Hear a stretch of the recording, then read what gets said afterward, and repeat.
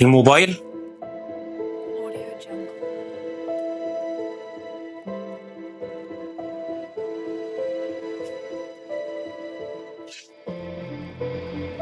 Audio Jungle. عايز تعرف انا بحرق الموبايل ليه؟ اتاكد ان هو اتحرق وارجع اقول لك انا بحرق الموبايل ليه. انت متخيل ان موبايلك وتلفزيونك وشبكه الواي فاي في البيت ممكن يكونوا سلاح فتاك بيتجسس عليك وانت مش حاسس؟ من كام سنه اسرائيل شغلت آلة تجسس ضخمه استخدمت فيها برنامج بيجاسوس عشان تقدر تزرع نفسها جوه الواتساب الصحفيين والسياسيين وتسرق منهم كل رساله وصوره ومكالمه صوتيه. مش بس كده، ده نفس الأداة ضربت كتير من قيادات حزب الله اللي عايشين بره بيروت، عرفت فين بيتهم وحركتهم. تعالوا كده نمسك أشهر البرامج والأجهزة ونشوف إسرائيل بتعمل كده إزاي. وخلينا نبدأ بالبرنامج الأشهر وهو الواتساب. الواتساب رغم إن هو مشفر بالكامل إلا إنه تم اختراقه عن طريق بعض الثغرات. على سبيل المثال اكتشفوا ثغرة في 2019 سمحت بزراعة برنامج البيجاسوس الإسرائيلي عن طريق مكالمة وهمية. إسرائيل استهدفت حوالي 100 ضحية في 20 دولة. الكيان استخدم برضو ادوات زي الباراجون على واتساب لاستهداف الصحفيين وناشطين في دول زي اليونان والمكسيك والهند. طب تخيل ان مكتب الامن السيبراني الامريكي حذر من مخاطر امنيه كبيره مرتبطه بالواتس وطلب من جميع الموظفين مجلس النواب انهم يمسحوا التطبيق ده من على تليفوناتهم تماما. مش كده وبس، ده ايران اتهمت واتساب انها سربت بيانات الايرانيين اللي كان بدوره بيستخدمها لاستهدافهم في حرب ال 12 يوم اللي لسه خلصانه. طيب بلاش الواتساب، نروح لتليجرام. التليجرام بالمناسبه فيه تشفير في المحادثات السريه بس، وحتى لو مشفر بيقدروا يخترقوه عن طريق استهداف الجهاز نفسه. على سبيل المثال باحثين في الامن السيبراني اكتشفوا ان ثغره على التليجرام اندرويد سمحت بنشر تطبيق خبيث متنكر اسمه الايفل فيديو بيتبعت كانه مقطع فيديو. انت بقى علشان تاخد احتياطاتك قلت لنفسك خلاص هتمسح التطبيقات دي كلها.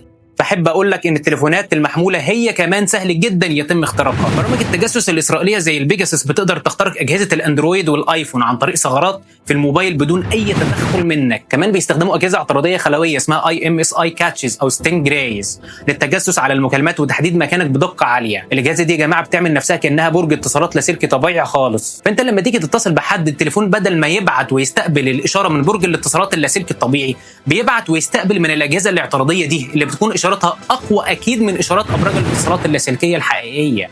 انت خلاص اقتنعت ان اللي في جيبك ده جاسوس صغير وهتقوم تحرقه، صح؟ طب احب اقول لك ان التلفزيون الذكي اللي انت شاريه عندك في الشغل والبيت هو كمان بيتجسس وبيه عليك. بعض التلفزيونات الذكيه الجديده فيها كاميرا او ميكروفون مدمجين فيه، وبالتالي فهو عرضه ان يتم التجسس عن طريقه. وثائق ويكيليكس اللي اتسربت في 2017 كشفت عن اداه بيستخدمها CIA اسمها ويبنج انجل. الاداه دي يا جماعه خطيره جدا. الاداه دي بتخلي التلفزيون يبان مطفي عادي خالص، ولكن الميكروفون اللي فيه بيكون شغال عادي وسامع كل كلامك وبينقله مباشره لخوادم سريه تبع CIA. مش كده وبس، ده خبراء امن اكتشفوا فيروسات زي الاف لوكر على تلفزيونات الاندرويد سنه 2017 بتجمع بيانات المستخدمين بشكل سري.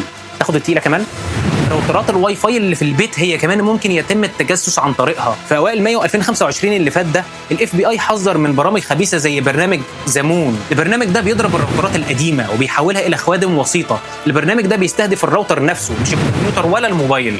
كل العلامات اللي ممكن تبان على الراوتر ان هو يسخن زياده شويه او بعض التغيرات الغير معروفه في الاعدادات بتاعته، وبالتالي اكتشافه بيكون صعب على المستخدم العادي. الموضوع مش سهل وبسيط يا شباب. بعض التقارير الاستخباراتيه اتكلمت عن ان اسرائيل استخدمت بعض طرق التجسس اللي ذكرتها لكم دي لاختراق تليفونات ومسؤولين ايرانيين ومسؤولين في حزب الله عشان تعرف اماكنهم وتفاصيل اجتماعاتهم، وده بيديها ميزه كبيره في الصراع انها بتقدر تشوف اللي بيحصل في السر وهوب تضرب في الوقت والمكان المناسبين. مش بس كده، الكيان بيستخدم التجسس الرقمي في حروبه الاعلاميه والنفسيه. الكيان بيبعت رسائل مضلله وبينشر معلومات مغلوطه، او حتى بيخترقوا حسابات على السوشيال ميديا علشان تشوش على الراي العام او بيزرعوا الفتن بين الدول. دي حرب جديده، حرب مش بالصواريخ والدبابات، لا، دي حرب بالمعلومات والبيانات. الخلاصه ان العالم الرقمي ده سلاح ذو حدين، ممكن يكون اداه قويه للتواصل والمعرفه، وممكن يكون فخ كبير لو مش واخد بالك. التجسس الرقمي حقيقه موجوده ومخاطره بتزيد كل يوم، بس وعينا وحذرنا هما اقوى سلاح ممكن نحمي بيه نفسنا واسرارنا. في النهايه حابب اعرف رايكم، هل الهجمات الالكترونيه دي هتبقى فتحه الطريق لحرب تكنولوجيه اوسع على مدار السنين اللي جايه؟ وهل احنا مستعدين نتعامل معاها؟ وازاي ممكن نحمي نفسنا منها؟ وحد يعرف تطبيقات دردشه افضل من الواتس والتليجرام؟ استني اعرف رايكم في الكومنتات.